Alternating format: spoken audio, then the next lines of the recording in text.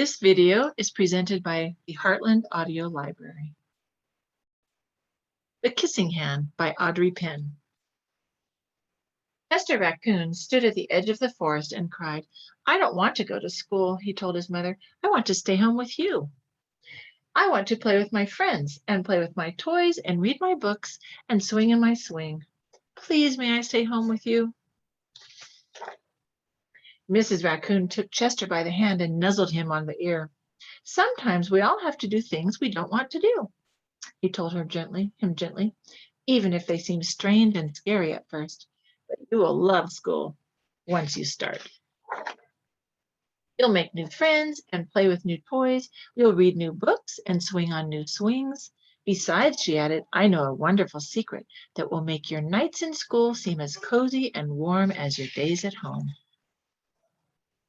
Chester wiped away his tears and looked interested. "A secret?" he said. "A very old secret," said Mrs. Raccoon.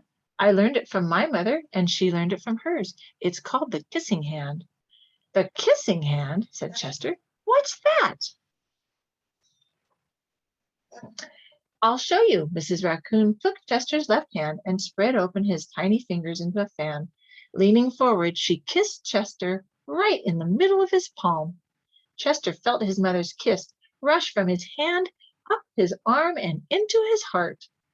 Even his silky black mask tingled with a special warmth. Mrs. Raccoon smiled. "Now," she told Chester, "whenever you feel lonely and need a little loving from home, just press your hand to your cheek and think, 'Mommy loves you, Mommy loves you.' And that very kiss will jump to your face and fill you with toasty warm thoughts." She took Chester's hand and carefully wrapped his fingers around the kiss. "Now do be careful not to lose it," she teased. "But don't worry, when you open your hand and wash your food, I promise the kiss will stick." Chester loved the kissing hand. Now he knew his mother's love would go with him wherever he went, even to school. That night, Chester stood in front of his school and looked thoughtful. Suddenly, he turned to his mother and grinned. "Give me your hand," he told her. Chester took his mother's hand in his own and unfolded her large, familiar fingers into a fan. Next, he leaned forward and kissed the center of her hand. "Now you have a kissing hand too," he told her, and with a gentle goodbye and "I love you," Chester turned and danced away. Mrs. Raccoon watched Chester scamper across the tree limb and enter school. As the hoot owl rang in the new school year, she pressed her left hand to her cheek and smiled. The warmth of Chester's kiss filled her heart with special words. "Chester loves you," it sang. "Chester loves you."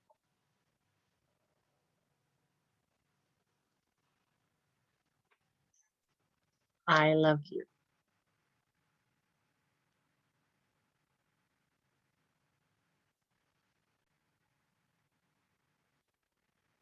Chester felt afraid. What was Chester afraid of? Chester's mom shared a secret that she thought would help him when he was lonely at school. What was the secret she shared with him? How did the secret help Chester while he was at school? Have you ever felt afraid or lonely like Chester? What do you do to help you when you felt lonely or afraid?